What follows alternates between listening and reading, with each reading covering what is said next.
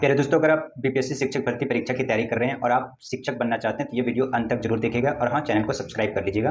BPSC के द्वारा हाल ही में किस तरीके से क्वेश्चंस पूछे जा रहे हैं उसके लिए आज 5वां पार्ट है। आप इसको देखिएगा, यकीनन आपको यहाँ से बहुत सारे क्वेश्चन पेपर में देखने को मिलेगा। तो चलिए शुरू करते हैं।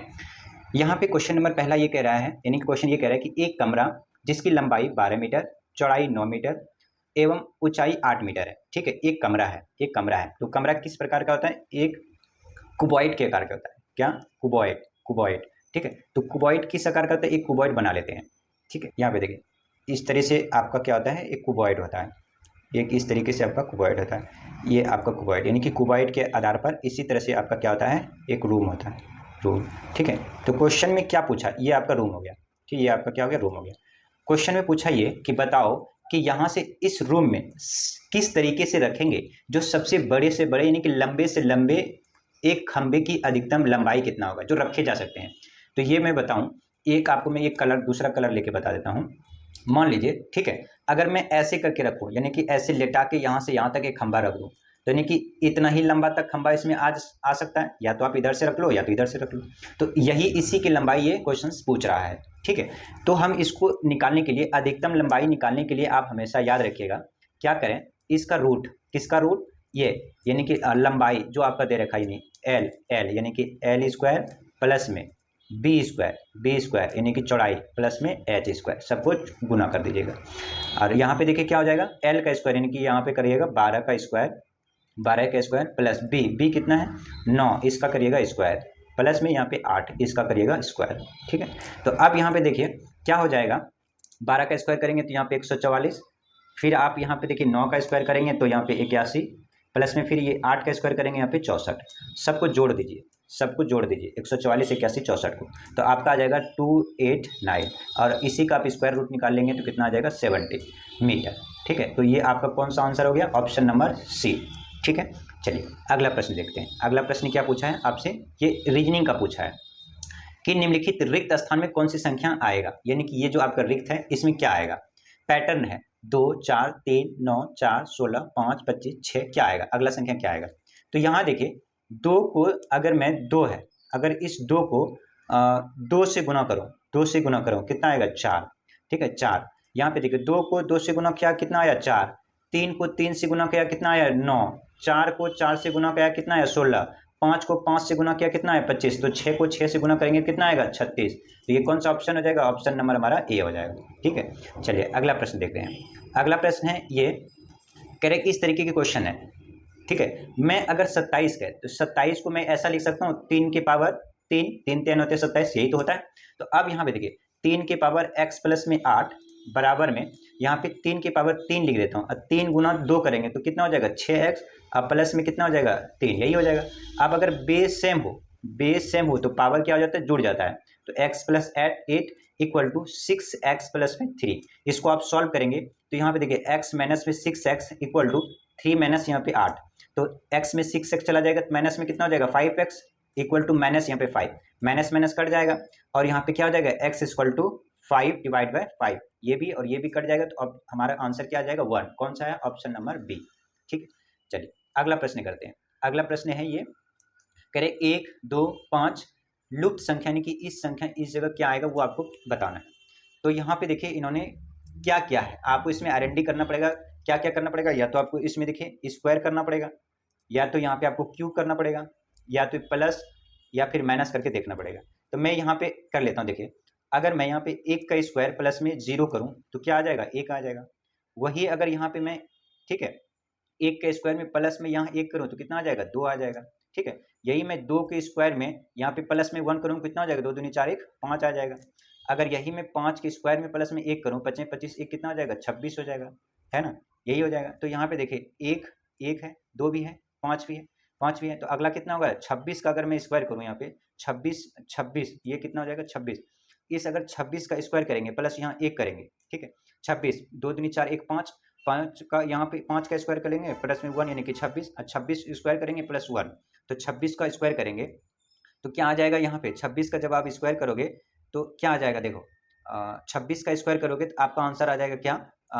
6 6 के 36, 6 और यहाँ पे प्लस 1, 6 के 36, इसको तरीका से करते हैं, 6 छक 36, 6 बचा कितना 3 और 3 दूनी 6, 1 कितना हो जाएगा यहाँ पे 7 और 2 दूनी 4 और 2 6, 6 अब प्लस में 1 यहाँ जोड़ देंगे तो कितना हो गया 677। ये अगला संख्या ये वाला कितना हो गया 677, जो कि ये वाला हमारा यहाँ पे डिजिट है। तो इसका मतलब यहाँ पे क्या आएगा, यहाँ पे 5 के बाद यानी कि 26 आएगा। तो इस जगह हमारा क्या आना चाहिए 26। कौन सा option number, option number A. ठीक, चलिए अगला प्रश्न देखते हैं। अगला प्रश्न आपकी स्क्रीन पर है, कह रहे कि डिसाइड को ये लिखते हैं, डिसाइड को ये लिखते हैं। इसके लिए आपको क्या करना पड़ेगा, यहाँ पे देखिए ए से जेड तक आपको नंबर याद करना पड़ेगा। जैसे यहाँ पे देखिए डी का क्या होता है, डी का 4 होता है, डी का 4 होता है। ई का कितना होता है, ई का 5 होता है, ई का 5। सी का कितना 3, यानी कि अल्फाबेट ए टू जेड तक में आपको ये नंबर याद रखेगा कि सी का कितना होता है, सी का 3। जैसे अगर आपसे पूछे एफ का कितना होगा तो एफ का 6। जैसे ई का पूछे कितना होगा 5, अगर पी का पूछे कितना होगा 16। इस तरह से ए से जेड तक आपको याद रखना पड़ेगा। तो वही यहाँ पे देखिए सी का कितना लिखा है 3, और उसके बाद आई है, आई कितने नंबर पे होता है 9 नंबर पे अल्फाबेट में। डी फिर कितने नंबर पे है 4, वही 4 लिखा है। फिर ई कितने नंबर पे 5 है। तो इसका मतलब अल्फाबेटिकल ऑर्डर में ये चीज लिखा है। तो वही पूछा कि अबाइड का क्या लिखेंगे, तो एक नंबर पे आता है बी, 2 नंबर पे आई, 9 नंबर पे डी, 4 नंबर पे ई, 5 नंबर पे। ये हमारा आ जाएगा आंसर। तो आप ये देख लीजिए कौन सा आपका रिजल्ट है, 1 2 9 4 5, 1 2 9 4 5, ऑप्शन नंबर सी है। चलिए अगला प्रश्न देखते हैं। अगला प्रश्न ये है, कह रहे कि पी क्यू आर एक क्या है, ट्रेंगल है। पी क्यू आर एक क्या है, ट्रेंगल है। तो एक ट्रेंगल आप बना लेते हैं। इस तरीके से मैंने आपको एक ट्रेंगल बना लिया। क्या बना लिया, इस तरीके से मैंने एक ट्रेंगल बना लिया। तो अब यहाँ पे देखिए ये थोड़ा बड़ा ही हो गया था ट्रेंगल, देखिए मैं उसको दोबारा बना। तो इस तरीके से एक आपका ट्रेंगल हो गया, मान लीजिए ये आपका ट्रेंगल हो गया। ठीक है, ये ट्रेंगल हो गया। इस ट्रेंगल में कह रहे कि पी क्यू आर, जो आपका पी है वो 120 डिग्री है, यानी कि ये वाला जो एंगल है आपका कितना है 120 डिग्री। तो ये मान लीजिए पी है, ये कितना है क्यू है, ये कितना है आर है। ठीक है, आप कह रहे हैं कि ये वाला 120 डिग्री है, जिसमें पी और क्यू ये वाला साइड और ये वाले साइड इक्वल है। तो क्यू और आर होगा, यानी कि ये वाला एंगल और ये वाला एंगल आपसे पूछा है, यानी कि आपसे पूछा है कि एंगल क्यू और एंगल आर कितना होगा। तो हमेशा याद रखिएगा जब दो साइड इक्वल हो तो दोनों एंगल भी क्या होता है, इक्वल होता है। ठीक है, इक्वल होता है। तो एक एंगल हो गया पी 120 डिग्री, ये वाला x डिग्री और ये वाला भी x डिग्री। तो इसका मतलब त्रिभुज के तीनों कोनों का योग कितना होता है 180। तो 120 अब प्लस में x बराबर 180। ठीक है, तो यहाँ पे आप अगर 120 यानी कि 180 में से माइनस करेंगे कितना, इधर 120 माइनस हो जाएगा और इधर x प्लस एक्स कितना होगा 2x। तो यानी कि x इक्वल टू 180 में 120 जाएगा 60 और 60 बटे में 2 यानी कि 30। यानी कि आपका एक एंगल 30 दूसरा एंगल भी 30, यानी 30 डिग्री का हो जाएगा। ऑप्शन नंबर सी हो जाएगा। ठीक है, चलिए अगला प्रश्न देख लेते हैं। अगला प्रश्न ये है, अगला प्रश्न कुछ इस तरीके से है। आप कोई बच्चे इसको वर्गमूल करने लग जाएगा तो बहुत टाइम लगेगा। आप क्या करें, देखिए यहाँ पॉइंट है, तो 2 2 4 2 6 तो 8 अंक के बाद पॉइंट है, इतना ही अंक के नीचे है तो पॉइंट तो ऐसे ही कट जाएगा। अब यहाँ बचेगा कितना 1225, कितना है 1225। नीचे कितना है, नीचे है 53,229। ठीक है, तो आप यहाँ पे देखिए अगर यहाँ देखिए अगर आप इसको स्क्वायर रूट करेंगे, ठीक है, मान लीजिए इसको स्क्वायर रूट करते हैं इस तरीके से, 0 0 तो कोई सामने है ही नहीं। तो अब यहाँ पे देखिए 1225 का स्क्वायर रूट करेंगे तो यहाँ पे आ जाएगा आपका 35। ठीक है, और आपका 5329 का स्क्वायर रूट करेंगे तो आएगा कितना 53। अब यहाँ पे प्रश्न आता है कि सर आपने डायरेक्ट 1225 का आपने 35 कैसे वर्गमूल निकाल लिया। तो मैंने तरीका से निकाला, ठीक है, यानी कि ट्रिक से निकाला। वो भी अगर आप ट्रिक सीखना चाहते हैं तो कमेंट बॉक्स में बताइएगा, मैं अगला वीडियो में आपको ट्रिक बता दूंगा कि किस तरीके से वर्गमूल को आसानी के साथ निकाला जा सकता है। ठीक है, जैसे 5329 है, इसका मुझे वर्गमूल निकालना है। ठीक है, तो आप क्या करें कि 9 किस किस की पहाड़ी में आएगा, ये तो या तो 3 की पहाड़ी में होगा 3 3 9, या तो 7 7 49 लाख में 7 में आएगा। अब यहाँ पे क्या लेना पड़ेगा, 6 6 के 36 7 7 49, तो यहाँ पे लेना पड़ेगा 7 और 7 और यहाँ पे 3। ठीक है, ये आ गया हमारा 73। तो ये बहुत तरीका है, थोड़ा सा आपको सीखना पड़ेगा। अगर आप कहेंगे तो मैं आपको बता दूंगा। चलिए अगला प्रश्न देख लेते हैं। ऑप्शन नंबर हो जाएगा हमारा कौन सा, ऑप्शन नंबर ए। चलिए अगला प्रश्न करते हैं। अगला प्रश्न है, करें एक रेलगाड़ी जिसकी लंबाई 150 मीटर है, उत्तर दिशा की तरफ 140 किलोमीटर प्रति घंटा से चलते हुए 250 मीटर लंबे को पुल कितने देर में पार करेगा। समय निकालना है। तो समय बराबर क्या होता है, समय यानी कि टाइम, समय बराबर दूरी बटे चाल, डिस्टेंस। तो डिस्टेंस कितना हो गया, एक तो ट्रेन की लंबाई 150 और उसके बाद जो गति से चलते 250 मीटर लंबी पुल, और 250 मीटर क्या है, वो क्या है 250 मीटर क्या है, पुल है। और टोटल कितना स्पीड है, स्पीड है 144 किलोमीटर प्रति घंटा। तो 144 किलोमीटर प्रति घंटा को मीटर प्रति सेकंड बनाना पड़ेगा, 5/18 से इसको भाग करना पड़ेगा। तो अब यहाँ पे देखिए दोनों के ऊपर 2 1 300, 300 1 400, 400 बटे में इसको भाग करेंगे। तो 400 इसको भाग कर लेते हैं, तो 6 से भाग करते हैं। 6 3 18 और यहाँ पे 6 दूनी 12 और 6 चौके 24 24 और 3 8 24 8 8 पंचे 40, नीचे कितना हो जाएगा 40, 0 0 कट जाएगा और ऊपर से कट जाएगा 4 एकम 4 यानी कि 10। 10 सेकंड आपका क्या हो जाएगा आंसर, 10 सेकंड। ऑप्शन नंबर कौन सा, ऑप्शन नंबर डी। चलिए अगला देख लेते हैं। अगला प्रश्न आपसे क्या पूछा है, कुछ इस तरीके से है। अब आपको इस तरीके से देख के घबराना नहीं है। देखिए ये कह रहे हैं कि एन जो है 1 लो और लास्ट 10 तक जाना है, ठीक है। तो यहाँ पे मान लीजिए आपका है 2n प्लस में 1/2, यही है। तो अब यहाँ पे एक बार लेते हैं अगर 1 n की जगह पे, तो क्या होगा 2 + 1/2, यही हो जाएगा। फिर दूसरी बार लो n की जगह 2, तो 2 दूनी 4 प्लस में 1/2। फिर इस तरीके से लो, फिर 2 लिया, अब 3 लो, 3 दूनी 6 प्लस में 1/2। तो इस तरीके से n की वैल्यू आपको कितना तक लेना है, 10 तक लेना है। तो लास्ट वाला जो संख्या होगा 10 दूनी 20 प्लस में 1/2, ये हो जाएगा।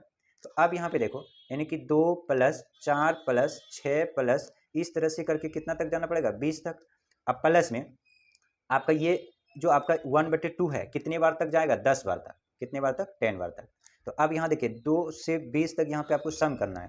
तो ये सभी के सभी क्या है, सम संख्या। तो सम संख्याओं का योग क्या होता है, n × n + 1, ये सम संख्याओं का योग। तो 10 10 और यहाँ पे 10 10 से 11 यानी 110। अब प्लस में यहाँ पे 2 से इसको कटा देंगे, कितना आएगा 5, तो यहाँ कितना हो जाएगा 5 10 115 115। ये हमारा आ जाएगा आंसर, कौन सा है, ऑप्शन नंबर डी। ठीक है, चलिए अगला प्रश्न करते हैं। अगला प्रश्न ये क्वेश्चन है, कह रहे समतल से 200 किलोमीटर की दूर पर एक परिवर्ती स्थान के बीच एक कार औसत 40 किलोमीटर प्रति घंटा की चाल से गाड़ी चलाता है। वापस यात्रा करने के लिए यानी कि जो ट्रेन जाती पहाड़ के ऊपर वो 40 किलोमीटर प्रति घंटे की रफ्तार से जा रही है। और दूसरा वही उन्हीं दौरान दूरी को 20 किलोमीटर प्रति घंटा औसत चाल तय करता है। वापसी में कितना, यानी कि उसी दूरी में वापसी में 20 किलोमीटर प्रति घंटा, 20 किलोमीटर। तो वही कह रहा है कि पूरी 400 किलोमीटर दूरी तय करता है। जो टोटल डिस्टेंस है वो कितना करता है, 400। तो पूछा है औसत चाल निकालना है, औसत चाल। तो औसत चाल निकालने के लिए हमेशा याद रखेगा 2x / x + y, यही हमारा फॉर्मूला, यानी कि ये शॉर्ट तरीका है। ठीक है, शॉर्टकट तरीका है ये वाला। ठीक है, तो अब यहाँ देखिए 2x × y, x कितना है, x ये वाला हमारा x है, ये वाला हमारा y है। तो यानी कि 40 × 20 बटे में 40 20, यहाँ कितना हो जाएगा 60। तो 0 0 यहाँ पे कट जाएगा, 0 0 कट जाएगा यहाँ पे। ठीक है, 0 0 कट जाएगा और यहाँ से इसको आप कटा देंगे, 2 3 6, 3 बार में ये कट गया। अब यहाँ कितना होगा, 40 दूनी 80। अब इसको कटा दीजिएगा, तो 3 दूनी 6, 3 दूनी 6 यहाँ 2 और 3 6 18 और फिर 3 6 18 यानी कि 60। ऑप्शन नंबर कितना हो जाएगा, 26.6 किलोमीटर प्रति घंटा। ऑप्शन कौन सा है, ऑप्शन ये है। ठीक है, ये तरीका होता है। तरीका क्या होता है, देखिए मान लीजिए कि x किलोमीटर प्रति घंटा से रफ्तार से जा रहा है। ठीक है, जा रहा है, कोई भी गाड़ी जा रही है। और y किलोमीटर प्रति घंटा की रफ्तार से भी दूसरी गाड़ी जा रही है। अगर आपसे एवरेज स्पीड पूछे तो आप क्या करो, x × y 2x × y और डिवाइड बाय x + y, ये आपका निकल जाएगा एवरेज स्पीड। ठीक है, इस तरीके से आप, ये फॉर्मूला होता है। चलिए अगला आप एक प्रश्न और देख लेते हैं, ये है अगला प्रश्न। ठीक है, कह रहे कि x बराबर इतना है तो इतना का वैल्यू निकालो। तो यहाँ पे देखो अगर मैं x की जगह पे ये लगा दूं तो ये क्या हो जाएगा, 2 दूनी 4 और नीचे में क्या हो जाएगा, 3 3 9।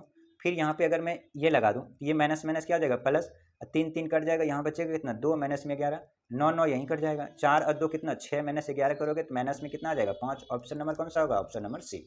ठीक, ये सभी के सभी मैं आपको कुछ सेकंडों में यानी कि सॉल्व करने के तरीके बता रहा हूँ।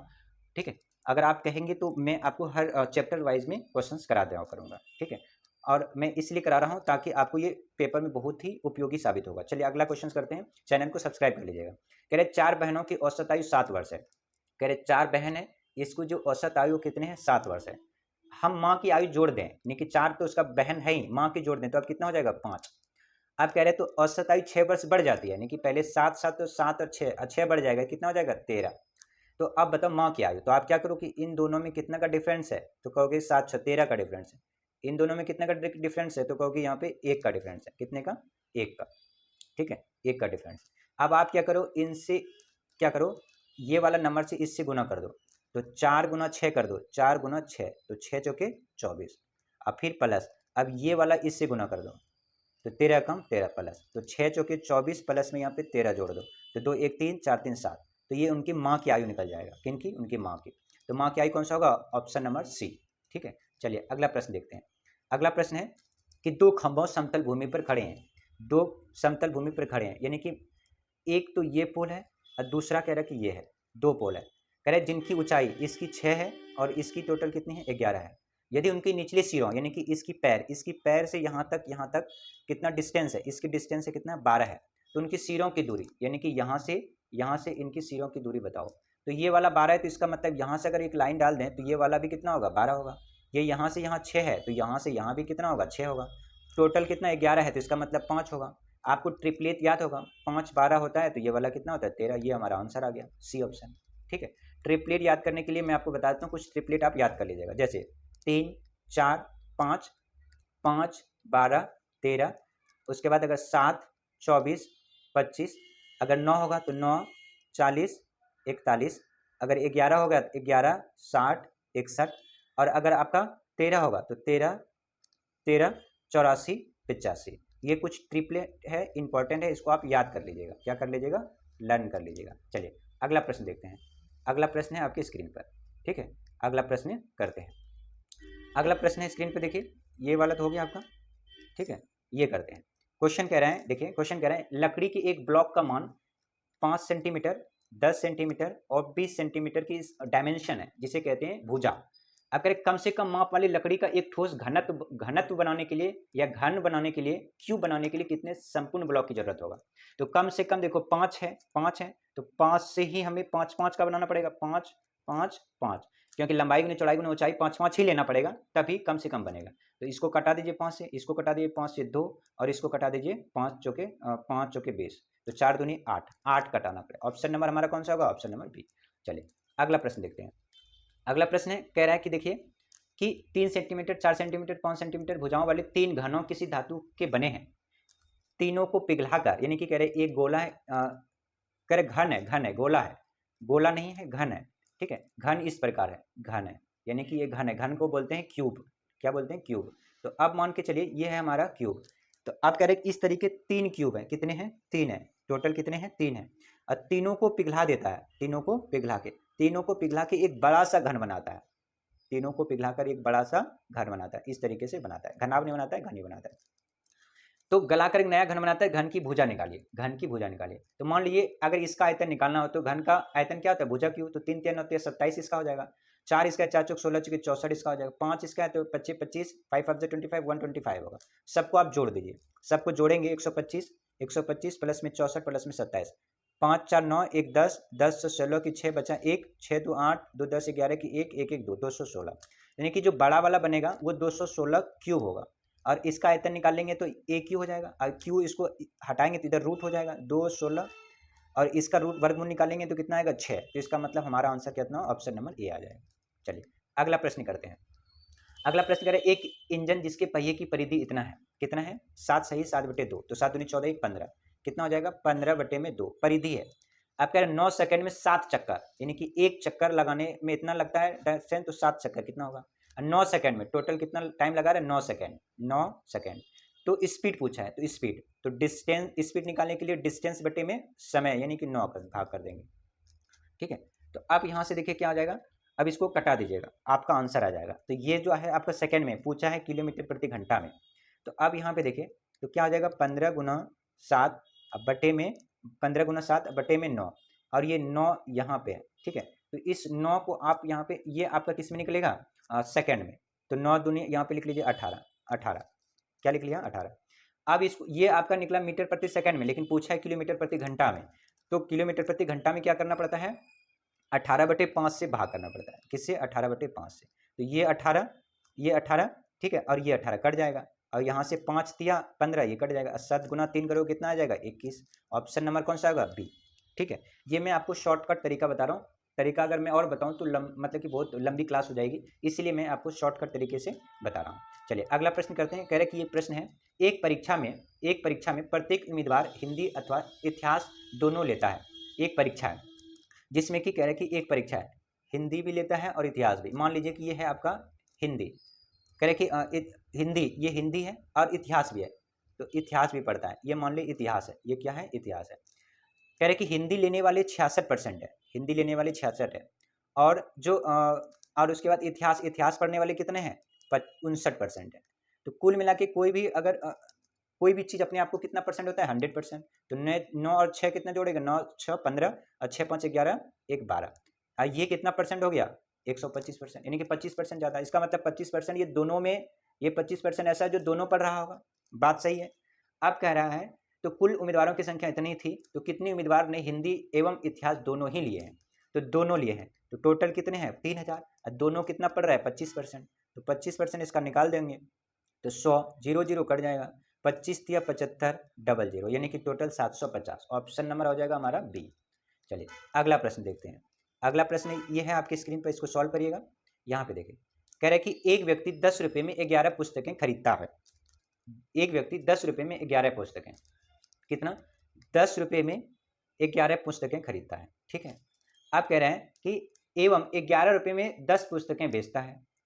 अब 11 रुपये में 10 पुस्तकें बेचता है, तो कितने प्रतिशत लाभ हुआ ये बताना है। तो चलिए इसको हम दूसरे तरीके से करते हैं, इसको दूसरे तरीके से करते हैं। कह रहा है कि यहाँ पे 10 रुपये में 11 पुस्तकें, ठीक है। यहाँ पे मान लीजिए क्वांटिटी है, ये मान लीजिए बुक्स है, और यहाँ पे रुपीज़ है, ठीक है, रुपीज़ है, ये क्या है, बुक है, यहाँ पे रुपीज़ है। कह रहे कि 10 रुपये में 11 पुस्तकें खरीदता है, ठीक है। 10 रुपये में 11 बुक खरीदता है, ठीक है, खरीदता है, यानी कि ये आपका कॉस्ट प्राइस हो गया। अब कह रहे कि एवं 11 रुपये में 10 पुस्तकें बेचता है, 11 रुपये में 10 पुस्तकें बेचता है, यानी कि 10 रुपये में खरीदा, 10 रुपये में 11 खरीदा। तो सबसे पहले यहाँ पे जो है आपको क्वांटिटी या तो रुपीज़ सेम करना पड़ेगा। तो यहाँ पे क्या करिए, आप इसको 10 से गुना कर दीजिए, बुक सेम कर लेते हैं या रुपीज़ सेम कर लेते, दोनों में कोई चीज़ एक सेम कर लीजिए, ठीक है। तो यहाँ पे 10 से गुना कर दीजिए, या फिर आप यहाँ बुक सेम कर लीजिए, या फिर आप रुपीज़ सेम कर लीजिए। चलिए रुपीज़ सेम कर लेते हैं। 11 से गुना करेंगे तो 110, यहाँ पे 10 से गुना कर लीजिए, ठीक है। ये वाला आपका खरीदा है, ये वाला आपका बेचा है, यानी कि आप यहाँ पे 11 से गुना करेंगे तो 121, 11 गुना 110, 110 रुपये में खरीदा और 110 रुपये में ही बेचा, यही है। देखिए कह रहे हैं, देखिए प्रश्न कह रहा है एक व्यक्ति 10 रुपये में 11 पुस्तकें खरीदता है और 11 रुपये में 10 पुस्तकें बेचता है। तो इसको करते हैं। कह रहा है देखिए सबसे पहले यहाँ पे लिख लेते हैं रुपीज़, क्या लिख लेते हैं, रुपीज़। तो अब यहाँ पे देखिए रुपीज़, ठीक है, रुपीज़। अब यहाँ कह रहा है 10 रुपये में क्वांटिटी यानी कि 11 खरीदा, और 11 रुपये में 10 पुस्तकें बेचा, यानी कि ये वाला आपका हो गया कॉस्ट प्राइस और ये हो गया आपका सेलिंग प्राइस, ये हो गया कॉस्ट प्राइस और ये हो गया आपका सेलिंग प्राइस। अब आप क्या करो कि दोनों क्वांटिटी को सेम कर लो या रुपीज़ को सेम कर लो। मैं क्वांटिटी को सेम कर लेता हूँ। जैसे अगर मैं यहाँ पे 10 से गुना कर लूँ तो 110 क्वांटिटी हो जाएगा, तो इधर भी 10 से गुना करना पड़ेगा। अगर मैं इसको 11 से गुना कर लूँ तो इधर भी 11 से गुना करना पड़ेगा। अब हमारा यहाँ पे क्या हुआ कि यहाँ पे देखिए कि यहाँ 110 हो गया, ये 110, ये भी 110, यानी कि 110 वस्तु को खरीदने में, 110 वस्तु को यानी 110 किताब को खरीदने में 100 रुपये लगा, और 110 को बेचा तो 11 गुना करोगे तो 121, तो 121 रुपये में बिका। 11 गुना 11 121, यानी कि 110 रुपये वस्तु को खरीदने में 100 रुपये ही लगा था, और जब 110 वस्तु को ये बेच रहा है तो 121 मिल रहा है, यानी कि 21% ज़्यादा, यानी 21 रुपये ज़्यादा का मतलब 21% उसको ज़्यादा बेनिफिट हो रहा है। ऑप्शन नंबर कौन सा हो जाएगा, ऑप्शन नंबर हमारा डी हो जाएगा, ये नहीं होगा, 21.5 नहीं 21। चलिए अगला देखते हैं। अगला प्रश्न है कि इसका माध्यका निकालिए, ठीक है, माध्यका। तो हमेशा आप क्या करें, इसको पहले असेंडिंग यानी कि सीरीज में लगा दीजिए, बढ़ते क्रम में, ये बढ़ते क्रम है ही। उसके बाद यहाँ पे देखिए बीच वाला ही माध्यका होता है। तो यहाँ पे देखिए यहाँ से अगर मैं 3 नंबर यहाँ से इसको ब्रेक कर लूँ और 3 नंबर इसके ब्रेक कर लूँ तो कितना बचा है, 2, इन दोनों को जोड़ दो, 8 और प्लस 10, 8 प्लस 10 2 को जोड़ दो और 2 से भाग कर दो, 8 प्लस 10 को जोड़ के 2 से भाग, नहीं 18 भाग 2 करोगे कितना आएगा, 9। ऑप्शन नंबर हो जाएगा बी, ठीक है। इसका हमेशा याद रखिएगा। और इसके लिए एक फॉर्मूला आप याद रखिएगा, मोड बराबर क्या, मोड बराबर होता है 3 मीडियन माइनस 2 मीन। अगर इस तरीके दे रखा हो तो ये फॉर्मूला लगा के आप सॉल्व कर दीजिएगा। और ये वाला तो आपको सीरीज में लगाना है, उसके बाद दोनों साइड को छोड़कर बीच वाला ऑप्शन, अगर बीच ना मिले तो इन दोनों को जोड़कर 2 से भाग कर दीजिए, आपका मीडियन की माध्यका निकल जाएगा। चलिए अगला प्रश्न करते हैं। अगला प्रश्न है कि एक खिलाड़ी किसी वृत्ताकार पथ के 7 पूरे चक्कर लगाता है 22 मीटर में, दौड़ की पूरी करता है, तो वृत्ताकार पथ की त्रिज्या बताओ।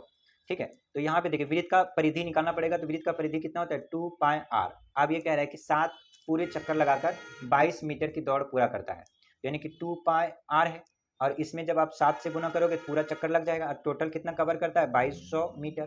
तो अब यहाँ पे ये हो जाएगा, तो 2 गुना 22/7, और यहाँ पे रेडियस गुना में 7 बराबर में 2200।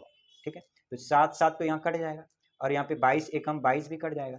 तो अब यहाँ पे रेडियस बचेगा कितना, रेडियस बराबर 100, अब बटे में 2 से भाग करोगे कितना हो जाएगा 50। कौन सा ऑप्शन, ऑप्शन नंबर सी। चलिए अगला प्रश्न करते हैं।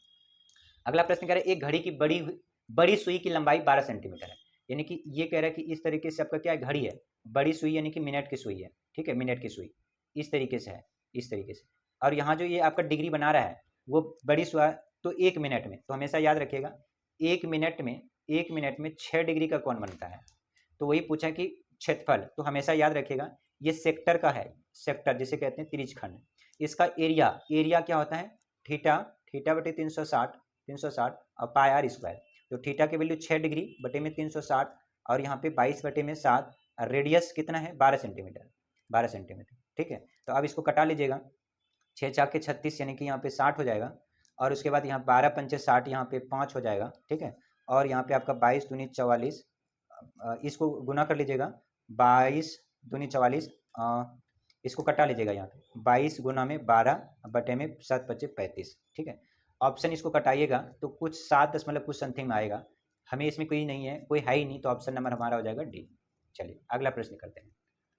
अगला प्रश्न है आपके स्क्रीन पे, कुछ इस तरीके से इसको करिएगा। कह रहे कि x plus y equal to 1 है, तो अगर मैं इसको यहाँ से x निकाल लूँ, तो x निकालिएगा तो ये वाला उधर जाके माइनस हो जाएगा, तो y माइनस 1 बटे में ये y हो जाएगा, x बराबर। दूसरा है y बराबर ये y बराबर निकालिएगा, तो यहाँ से z निकाल लेते हैं, क्या निकाल लेते हैं z। ठीक है, तो अब यहाँ पे देखिए 1/z बराबर 1 माइनस वाई हो जाएगा। अब खाली z निकालना है तो ये वाला क्या हो जाएगा नीचे में, यानी कि 1/1 माइनस वाई। ठीक है, अब हमारे यहाँ पे ये वाला इसमें पुट कर दीजिए, क्या कि z की जगह पे लिख दीजिए 1/1 माइनस वाई, और ये वाला यहाँ पे दोनों में यहाँ लिख लीजिए माइनस, ये प्लस है, प्लस डिवाइड बाय x की जगह पे लिख दीजिए ये वाली पूरा कहानी, तो y माइनस में 1 डिवाइड बाय वाई। ठीक है, इस y को करेंगे यहाँ कटा के यहाँ आ जाएगा, और इस माइनस को हटाएंगे तो माइनस यहाँ पे क्या आ जाएगा 1 माइनस वाई, और ये वाला यहाँ माइनस, इसको जब आप यहाँ पे वो करेंगे तो ये हो जाएगा 1/y, और ऊपर हो जाएगा 1 माइनस वाई, इसे कटा देंगे तो क्या आ जाएगा 1। कौन सा आंसर है, ऑप्शन नंबर बी। ठीक है, समझ गए। क्वेश्चन ये है, क्वेश्चन कह रहे हैं कि एक पानी की टंकी के तल में 2 छेद है, यानी कि मान लो एक पानी का टंकी है, एक छेद ए है और दूसरा छेद बी है। कह रहे कि ए छेद खोलने पर 30 मिनट में खाली हो जाता है, ए टंकी के टैप को अगर खोल देगा तो 30 मिनट में खाली हो जाएगा, और वही दूसरा खोलेगा तो 20 मिनट में खाली होगा। तो वही कह रहे दोनों कैल्शियम ले लेते हैं, 30 दूनी 60, 20 दिया 60, 30 दूनी 60, यानी कि ए 2 यूनिट खाली करता है तो बी 3 यूनिट खाली करता है। अब कह रहे कि 20 मिनट में यदि 10 मिनट तक दोनों खाली छोड़ दो, 10 मिनट तक, 1 मिनट में दोनों इतना खाली करता है, 3 दो 5, और 10 मिनट खाली कर दोगे तो यानी 50 खाली हो जाएगा। टोटल 60 भरा था, 50 खाली हो जाएगा तो बचेगा कितना 10।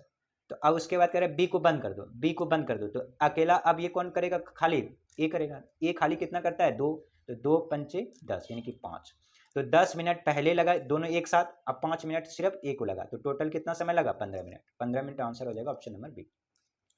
अगला, ठीक है, तो ये कुछ प्रश्न थे और अक्सर एग्जाम में यहाँ से देखने को मिलेगा, और ये बीपीएससी बार बार क्वेश्चंस यहीं से क्वेश्चंस उठाते हैं। तो थैंक यू फॉर वाचिंग, और हाँ आप चैनल को सब्सक्राइब कर लीजिएगा।